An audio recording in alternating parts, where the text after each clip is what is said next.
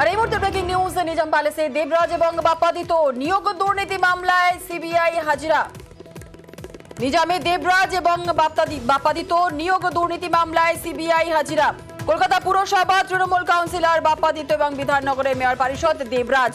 নিজাম প্যালেসে দেবরাজ এবং বাপ্পাদিত্য নিয়োগ দুর্নীতি মামলায় সিবিআই হাজিরা। আমাদের সঙ্গে রয়েছেন আমাদের প্রতিনিধি অর্পিতা হাজরা, আরো বিস্তারিত বলবে অর্পিতা।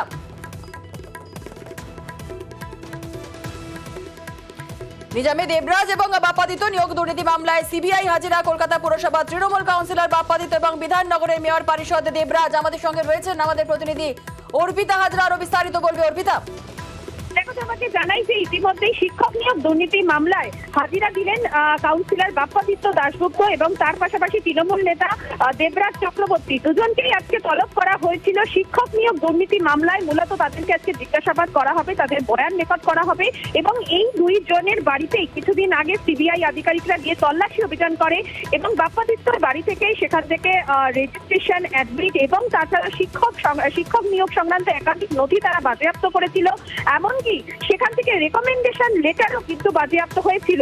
তেমনি দেবরাজের বাড়ি থেকেও শিক্ষক নিয়োগ সংক্রান্ত একাধিক যে নথি, সেই নথি বাজেয়াপ্ত করা হয়েছিল।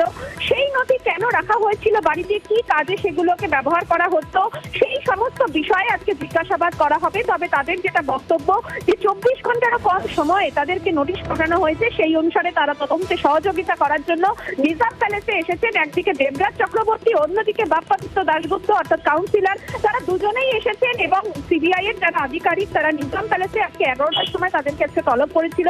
সেই নির্ধারিত সময় অনুসারে দুজনেই হাজিরা দিয়েছেন এবং তাদের কাছ থেকে বয়ান রেকর্ড করে যেটা জানার চেষ্টা করা হবে যে নথিগুলো তারা বাজেয়াপ্ত করেছে তাদের বাড়ি থেকে, সেই নথিগুলো কি কাজে ব্যবহার করা হতো, শিক্ষক নিয়োগ সংক্রান্ত যে নথি, সেই নথি কেন তাদের বাড়িতে ছিল, সেই বিষয়ে কিন্তু আজকে জিজ্ঞাসাবাদ করা হবে বলেই দুজনকেই নোটিশ করা হয়েছিল এবং তলব করা হয়েছিল। দুজনেই আজকে নিজাম প্যালেসে এসেছেন এবং তাদেরকে কিছুক্ষণের মধ্যেই জিজ্ঞাসাবাদ পর্ব শুরু হবে। ধন্যবাদ অর্পিতা।